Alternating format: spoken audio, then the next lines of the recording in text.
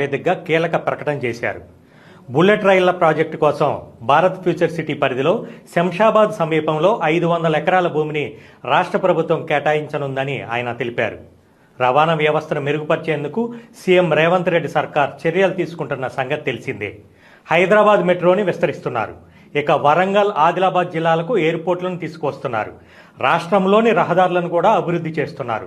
ఇక కేంద్రం కూడా హైదరాబాద్ నగరాన్ని అనుసంధానిస్తూ హైస్పీడ్ రైళ్లను ప్రవేశపెడుతున్నట్లుగా ఈ ఏడాది బడ్జెట్లో ప్రకటించిన సంగతి తెలిసిందే. ఈ క్రమంలో రాష్ట్ర రోడ్లు భవనాల శాఖ మంత్రి కోమటిరెడ్డి వెంకటరెడ్డి శాసనసభ వేదికగా కీలక ప్రకటన చేశారు. బుల్లెట్ రైళ్ల ప్రాజెక్టు కోసం భారత్ ఫ్యూచర్ సిటీ పరిధిలో శంషాబాద్ సమీపంలో 500 ఎకరాల భూమిని రాష్ట్ర ప్రభుత్వం కేటాయించిందని ఆయన తెలిపారు. రానున్న 3 ఏళ్లలో రాష్ట్రంలో 70,000 కోట్ల విలువైన రోడ్ల పనులను పూర్తి చేస్తామని, 2028 డిసెంబర్ నాటికి తెలంగాణలోని రహదారులను అన్నింటినీ ఆదర్శంగా తీర్చిదిద్దు